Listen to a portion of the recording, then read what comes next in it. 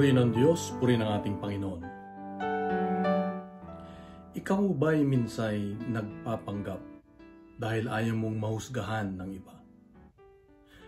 Meron akong kakilala sa social media na ang gaganda ng kanyang pinopost, lumalabas ng mga nilalagay niya sa kanyang wall profile na maayos ang pamilya, maayos ang relasyon, magandang trabaho, marami silang magagandang gamit.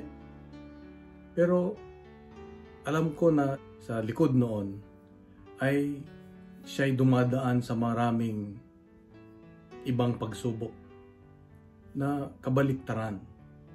Kilala ko siya at alam ko na hindi nagiging totoo ang kanyang pinapakita sa social media.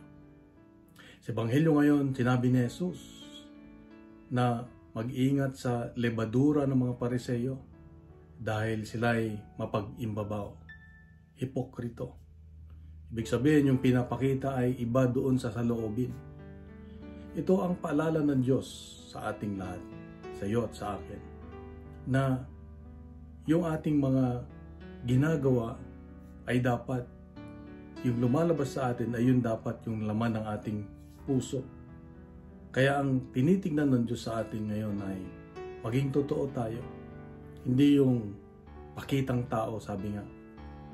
Hindi yung nakamaskara para lang makita ng iba na maayos ka. Pero lingid doon ay meron kang pinagdadaanan o maaaring hindi maganda sa buhay mo. So ang hamon ng Diyos sa atin ay unahin nating ayusin kung ano man yung nasa kalooban natin, sa puso natin. Kung meron kang hinanakit, meron kang galit, meron kang kasalanan na paulit-ulit nating ginagawa, ayun ang unahin nating ayusin. Dahil pag inayos natin ito, ay yun din dapat ay makita sa labas. Kung ano yung pinapakita natin sa labas ng ating buhay, kung ano yung lumalabas sa ating bibig, ay yun din ang laman ng ating puso. Bakit?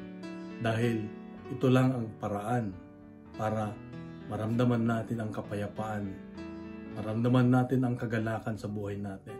Kung hindi tayo nagiging totoo, laging malungkot ang buhay. At napupunta sa depresyon, napupunta sa sakit.